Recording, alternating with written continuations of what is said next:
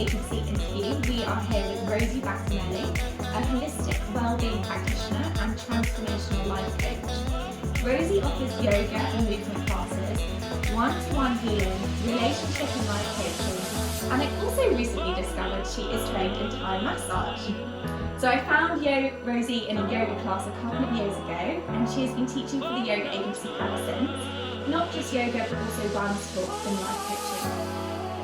So thank you so much for being here today, Rosie. With all your knowledge on so many different topics, there's so much we could talk about, but today I really want to focus on relationships. So can you start by telling us why you are so interested in understanding relationships? Of course, thank you for having me. This is really exciting. Relationships. Relationships is a huge topic for me, mainly because from about the age of 13, I've been in relationships. I've had probably 2 gaps, which I know might sound unhealthy, but actually in those 2 gaps, it were quite long and I learned a lot about myself. But what I've come to realize is from being in relationships as a teenager and being in relationships as an adult, and the gaps in between and the self-development journey along the way, is what I've learned is that when you're in a relationship, you learn so much about yourself. And of course you learn so much when you're on your own, and it's a completely different experience, and I think both are super valuable and you need both. But I'm so passionate about relationships because I've been through a lot of trauma with relationships. I've been through a lot of kind of betrayal and cheating, and had to really take that on and understand what it was in myself that I was contributing to those relationships. What I ended up realizing along the way was that not the reason I was being cheated on, but part of the reason was actually also to do with myself. And I kept repeating the same pattern, probably about 4 to 5 times until I broke it. And so I was like, oh, maybe this is me also pushing someone to actually go and do this. And it was only until I started reading a lot of self-help books around relationships, around psychology of the mind and how we respond to different people, and like after the honeymoon period, how we interject our own patterns and traumas onto the other person. We basically project, our partners are our mirrors. That's how I like to talk about relationships. So it wasn't until I actually realized, okay, I'm also partly to blame in this relationship. It's not always them, because we love to blame other people for things, don't we? Like it's so much easier to just go shift the blame onto someone else and be like, I've done nothing wrong and I've got no trauma. And one of the books that really stands out to me, and I always talk about this with my clients, and I always recommend it, is The Dance of the Lion and the Unicorn. And the reason that book stands out so much is because it's a very basic entry level to understanding relationships with each other and relationships with ourselves, and how they kind of impact our life, especially after the honeymoon period. So after you've stopped putting barriers up. And the reason we put barriers up, we subconsciously do that. We don't consciously do it, but we do it so that the other person loves everything about us and they don't see our shadow. And then when we start to show our shadow, not only does the other person get a little bit confused, but we're also like, oh no, my shadow's back. And instead of befriending it, we try and push it away, and then we just end up basically reacting more out of our defenses rather than responding from a place of love and compassion. Yeah, amazing. So how would you determine whether you are a lion or a unicorn in a relationship? Okay, good question. So determining if you're a lion or unicorn is quite easy to understand.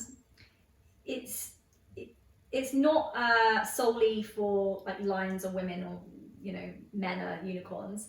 So the best way to decide this is to look at yourself, and if you're in a relationship, it's much easier to understand, or look at past relationships and decide or witness whether you were a person who, when an argument or a dispute came about, did you want to retreat and run away and hide and just not have the argument, or did you want to kind of solve it right there and then and get all the answers? And if you wanted to solve it right there and then and just really wanted to like project everything that was going on onto the other person, then you're probably a lion. And if you wanted to just hide and run, then you're a unicorn. And basically what happens with this lion and unicorn cycle is that you trigger each other. So obviously when the lion,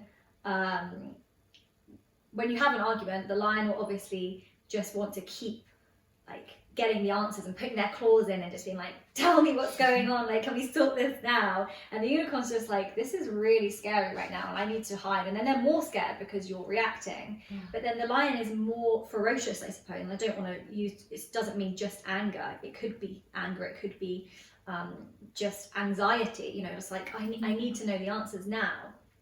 And so you're triggering each other because what you really both want is just peace, love and compassion, but you're not realizing that you're just pushing each other further away with this cycle. And so one of the things that I teach is to try and understand, first of all, our defense mode and you know, embody our defenses and understand why we'd react in that way, and then see if we can replace it with response rather than reaction. And what a response would look like is, you know, going to your partner and saying, that thing that just happened a moment ago really triggered me. And I know that it's not your fault, but I'm feeling this way. I'm feeling anxious right now. And I think it, you know, you might not know why it is. You might also be like, bing, it's because my ex-boyfriend did this and it really, I'm just triggered right now. So you can say, could you please help me with this feeling? And then the conversation is going to be a conversation rather than an argument. And that's a one perfect kind of easy way to just start to understand whether you're reacting or responding. Yeah, I love that. Gosh, I'm sure so many people, so many couples will relate to that scenario of one person wanting to talk through any problems in the relationship all the time, and then the other person really withdrawing and not wanting to talk at all. What sort of advice do you have for people who really want to master their relationships? So I think first and foremost, deciding whether you're a lion or a unicorn is a great way. Obviously you can name them your own thing, but this is just because I love this book and I always relate to it. But deciding, like, understanding your defenses and understanding your triggers, because a trigger, if you don't know what it is basically something that has set you off. And sometimes we don't realize that it's an actual trigger. We think that that person's really annoyed me right now, that person's upset me. But when we really come down to it and we understand that we are in control of our emotions, no one else, no external force can actually really control our emotions. We're in control. And as soon as you understand that fact and then bring it back to your trigger, you can probably, you know, 99% of the time, your trigger will be from a past event and a past trauma rather than the present moment. You know, the present moment situation that surfaced is, I don't know, you know, your partner has annoyed you for I'm trying to think of a good example right now. So many examples. So many examples. But your partner didn't take the rubbish out. Yeah, exactly. He's not taken the rubbish out, and that's made you feel unloved. I mean, you know, we could go into love languages here as well. There's 5 love languages, and one language is, you know, to do small acts of kindness for the other person. And if that's your language and the other person's not doing it, you're going to feel annoyed and triggered, and it's going to set something off, like that person's not responding to this situation how I want them to. So they're not meeting your expectation, right? But that partner might not be doing that and probably won't be doing it to annoy you. And I think when you come to realize that you're in a relationship and a partnership, you're there to support each other. You're not there to try to make things worse. You know, no one wants to not be loved, and no one wants to not be seen or heard.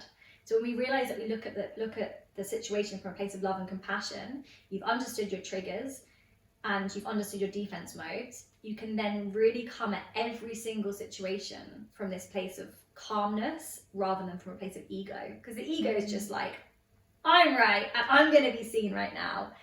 But the love and compassion is just like, I just want us both to understand and hear each other. And it's that vulnerability, you know. Vulnerability is such an important thing to master, or in order to master our relationship. So being vulnerable feels uncomfortable, of course it does, but how can we get comfortable with that feeling? And I think the way to get comfortable with it is to practice it. the way to get comfortable with anything is practice, right? And I think we're so used to running away from feelings of shame and vulnerability that when we start to push through them, it feels really scary. But for me, the light bulb moment was, well, I'm going to feel fear and shame anyway, so I may as well get something out of it. I may as well get connection out of it. If I'm going to feel it, but hide from it, then I'm just going to stay small and stark. But if I'm going to push through that barrier of fear and come out the other side, then you start to meet connection and freedom and joy on the other side. And how do you actually do that? So how do you actually really feel that feeling of fear or shame or whatever it is and come out the other side practically? This is the hardest bit, and this is, I guess, why we have coaches, and this is why I wanted to become a coach, and this is why I've got myself a coach, and why everyone should, in my eyes, have a coach, therapist, coach, whatever you need. I think there's a very big difference between therapist and coach. I think therapy is when you don't really understand your problems or where they came from, and coaching is when you kind of understand it, but you're like, how do I practically get over this, right? So there are so many tools that we can do, and one of these things is this respond versus react. So I like to write down my defenses, and some of my defenses are, if I've been criticized, for instance, I will put a defense up to be like, I didn't do that. I'm not wrong, because all I'm doing at that point is really trying to escape the feeling of shame. But as soon as you rise up and react, that's okay. That's going to happen. There's no judgment there, because you don't want to judge yourself even more than you're already judging yourself. So you feel the shame, let it rise, and then can you, in that moment, catch yourself? So bring your awareness to what you're doing, and that takes a lot of practice.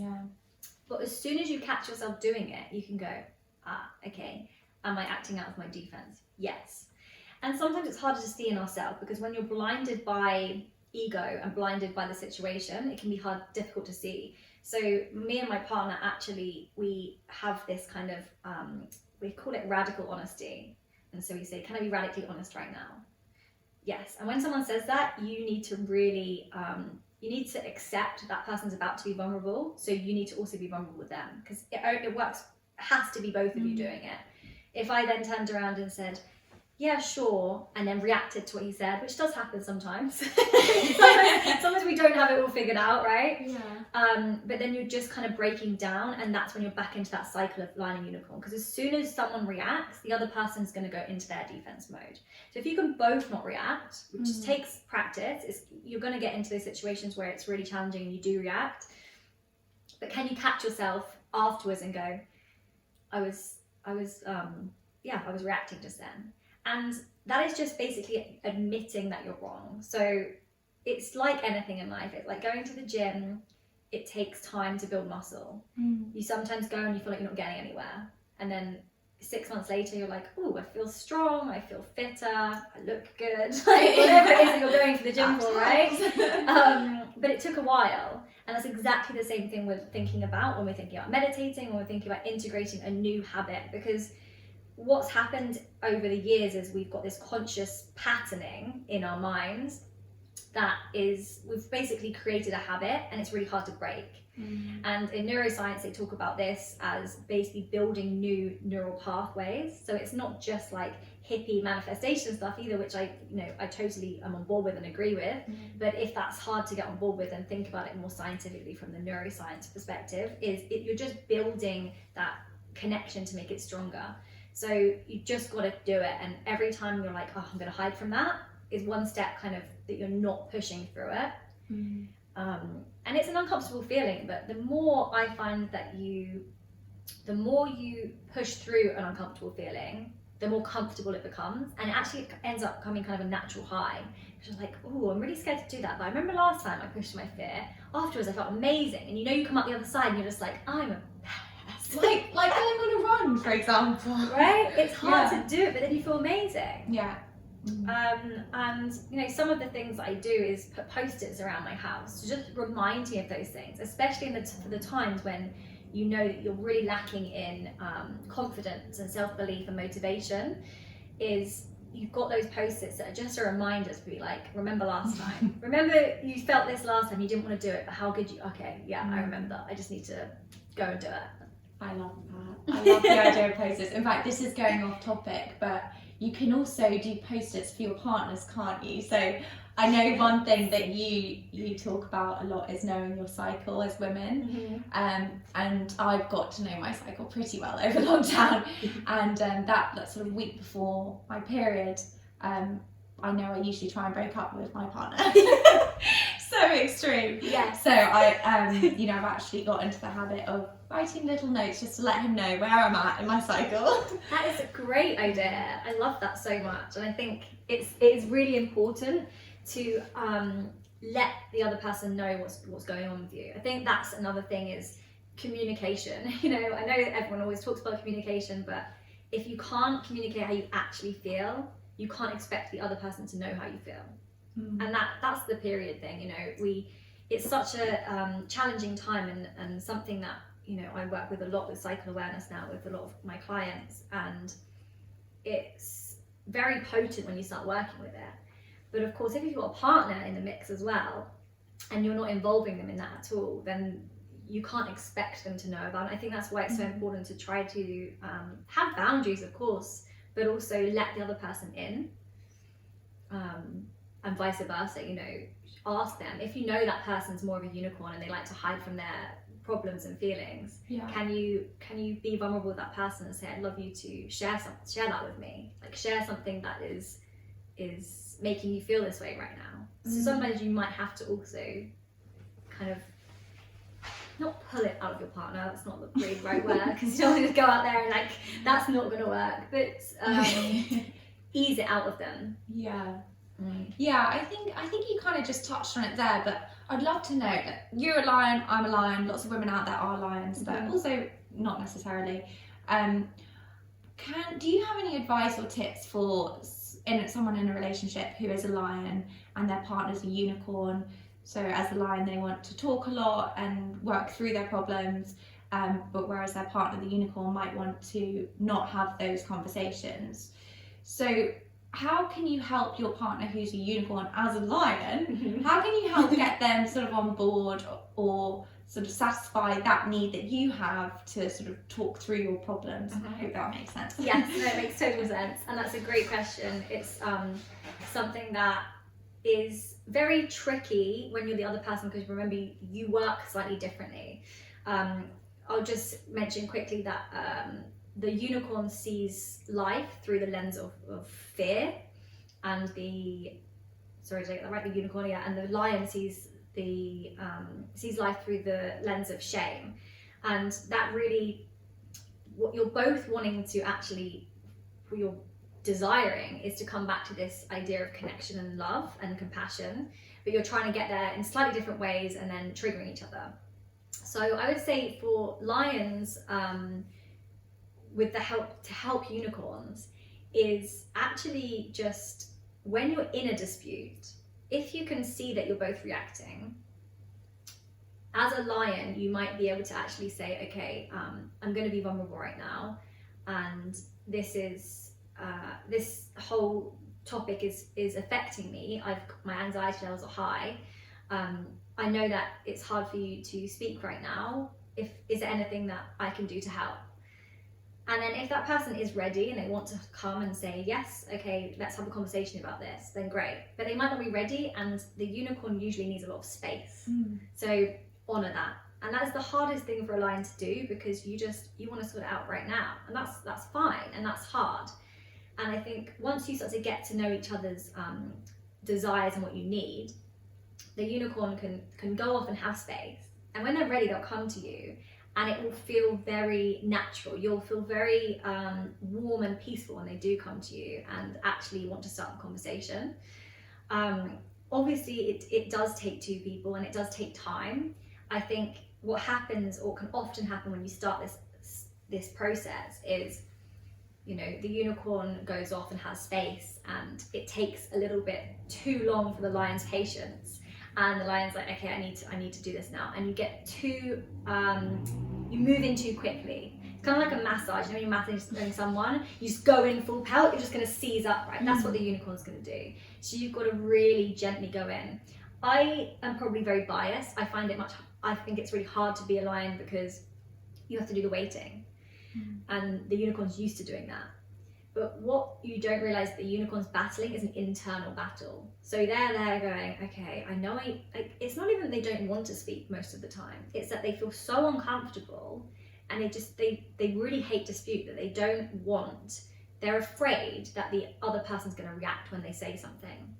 And so what's happened in my relationships and some of my clients' relationships is, you know, the unicorn has gone, okay, I'm gonna say something, and instantly the lion reacts.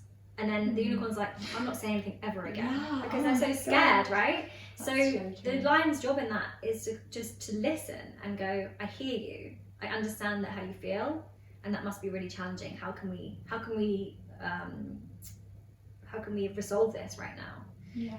And you know, the other way around would be that the unicorn comes to the lion and you know, lets them kind of speak and says, okay, what do you need to voice right now? I'm here to listen, and I'm not going to run away. And eventually it happens, you know, you get less running, less hiding, and less pushing from the lion, because you just end up understanding that the habit is there to bring a deeper connection rather than to push each other away. Yeah, I love that. So one of the things I love about the work that you do, Rosie, is that it's so empowering. It's like you're giving people the tools they need to do things themselves. And it's something I see you talk about a lot. Like recently, I think you posted on Instagram, and I actually wrote it down. As a teacher, as a coach, we're not getting people to think more like us, we're getting them to think more effectively on their own. And just pivoting back to what you were saying earlier about we are not our emotions, can you talk a little bit more about what you mean by that, and how people can really start to integrate that sort of mindset into their everyday life? Yes, I'm really glad you said that quote, because it's one of my favourites that I kind of came up with. I was like, actually, yeah, we're not. Well done, me. Thank you.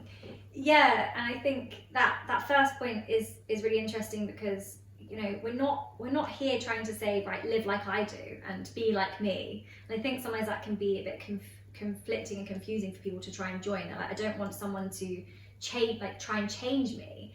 What we're actually trying to do is uncover someone's true authenticity, you know. So we're trying to understand underneath the fear and the mistrust and the lack and all this negative low vibration is this pure blissful person underneath, who is just the same as everyone else, who is allowed to take up space, is allowed to dream big, and who can radiate luminosity and self-confidence. And you know, some of the ways that we can change our mindset, or you know, emotions are basically from how we perceived the world. Something's happened and it's triggered us, and now we're feeling some kind of emotion, and then our action will generally be perceived, no, that's not the right word, will generally be I can't think of the word I'm looking for right now. Our actions will reflect that emotion. Right. So one of the things I say to my clients is that remember that your emotion is Latin and literally means energy in motion.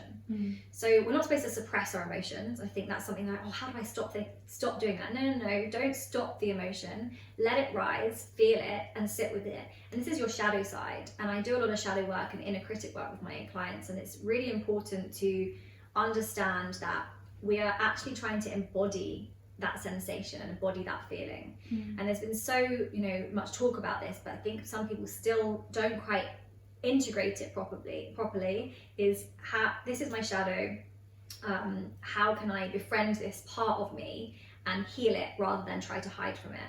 So knowing that you're not your emotions, knowing that you're the awareness above it.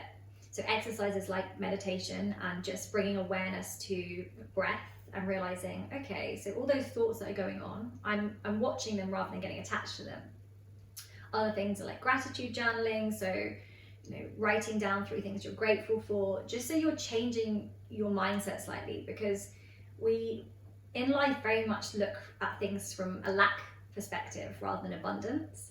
And what happens when we do that is we will never feel like we have enough. It doesn't matter how, what your job is, or if you've got your soulmate, what country you live in, what car you have, whatever your idea of success is. It doesn't matter how much you have.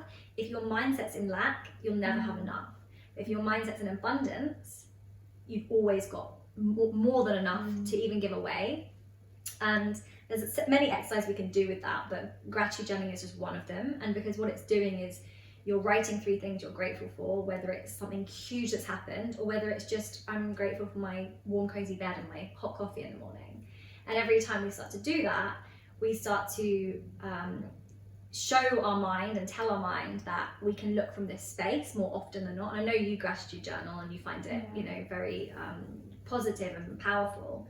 And in that as well, you can write down affirmations. And I think it's basically looking through the lens that we already have something. So, an example, I couldn't handstand for so long, and it was because I was so scared of falling. I knew I had the strength. I knew I could activate myself to stay up there because I could do it against a wall and bring my legs off and hold it. So I was like, why can't I do it in the middle of a room? And actually, I wrote in my gratitude journal every single day, I'm handling my fears. So I changed the language from I am too afraid to I am handling my fears. And I wrote, I will be able to handstand. And then I changed it to I can handstand. And within 6 weeks, I was handstanding in the middle of the room. So I knew it was mine, Yeah. Oh, this stuff is too powerful sometimes. It freaks me out. But just from it, like you said, if it's hard to get on board with the idea of manifestation, just looking at it from a neurological point of view, we are sort of rewiring our brains by saying different things to ourselves on a daily basis. So it's incredibly powerful.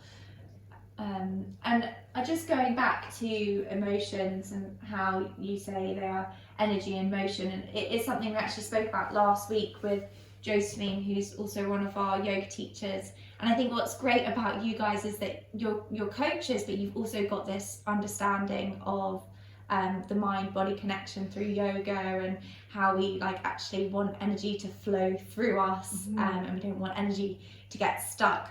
Can you talk a little bit about how yoga can help us with our emotions and understanding what they are and how they move through our body? Yeah, of course.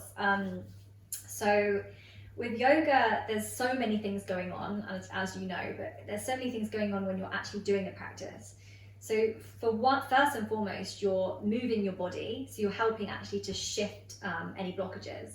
If you think about when you can't think your way out of a funk because you've already thought your way into it. Do you know what I mean? So you can't think your way out of it. You can think all you want, you're not getting out of the funk. You've got to do something to shift it.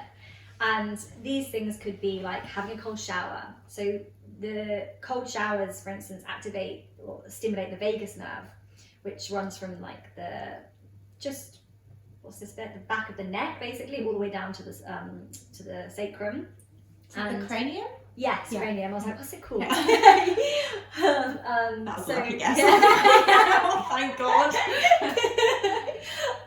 So things like cold water can activate and stimulate that, and things like moving slowly through a yoga practice also balances or tones our vagus nerve so that we can actually balance our nervous system. Because a lot of the time we might be in fight or flight. Some people are stuck in fight or flight response, which is the sympathetic nervous system rather than the parasympathetic. And we're not trying to get rid of any of them. We need all of them. We're trying to balance the parasympathetic on both ends, because it's kind of like a ladder, which I just learned actually, and then the sympathetic in the middle. But when we're stuck in any one of them, it's too much, unless you're stuck in bliss state, which I don't think many people are all the time. What is bliss state? Is that a perfect balance, or is it? Yeah, pretty much. So nothing is putting you in stress. I think they call it sattvic energy in yoga philosophy. So it's in yoga terms, it's called the 3 gunas. There's different states: rajasic, tamastic, and sattvic. And sattvic's the bliss. So this, for me, relates also to the nervous system. I feel like it's a very similar concept. So what it's also doing is balancing the nervous system. But then, so that's helping on a kind of scientific level and a physical level. And then on a spiritual, emotional level, you're thinking about actually also concentrating on something. So when we're concentrating on a range of movements and the breath, you're probably not going to be thinking about how negative you felt earlier this morning. It takes you about 5 to 10 minutes maybe to get into the practice because you're like, I'm not feeling very good. And then suddenly, by the time you finish, you're like, I don't even remember feeling bad, because you've also moved through this kind of space. I love yoga because it's literally a moving meditation. If you find it difficult to sit and meditate, I still would recommend trying to do it, because I think for me it's the utmost important thing out of any practice. But the moving meditation is a great place to start if you're really finding it hard to sit still. And actually, once you've moved through your practice, you'll be in a more balanced space in your nervous system. You've breathed, so you've really cleared any blockages.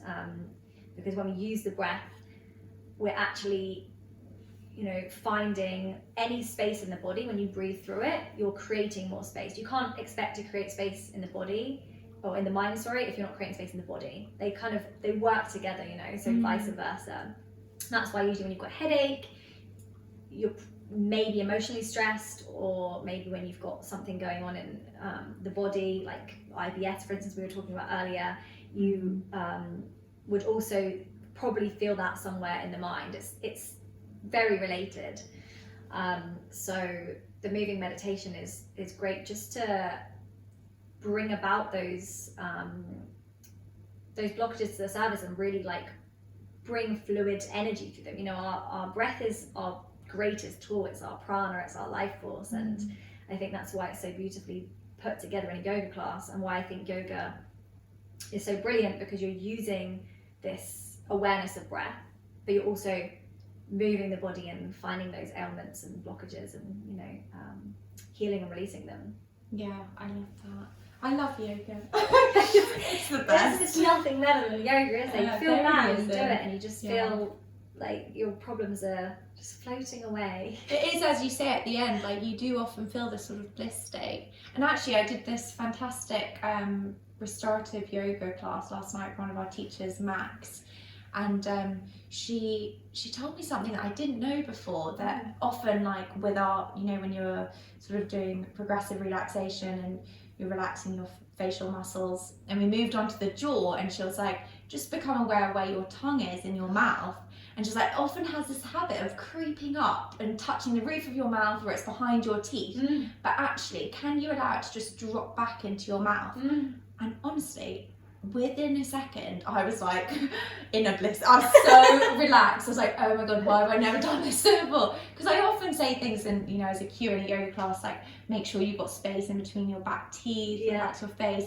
But actually dropping the tongue back. And chronically my tongue is on the top of my mouth or behind my teeth. And it's it's sort of, when you relax it, it's signaling to your brain, okay, I'm safe now, and you really do start to relax. Exactly. It's that being safe in your own body to just, you don't even know you're holding on to tension sometimes, and that's why yoga nidra is really beautiful, isn't it? Because you actually go through each part and whoa, I've been holding on to tension here.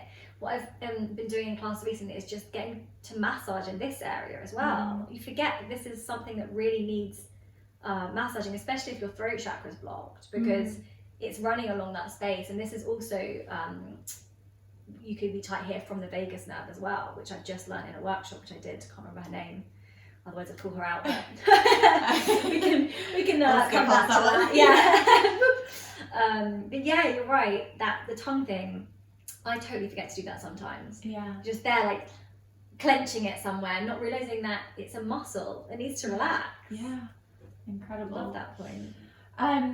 This has been amazing. I want, before we sort of start to wrap things up, just to ask you a little bit about your Glow Up project and where our listeners can find you if they want to learn more. Yes.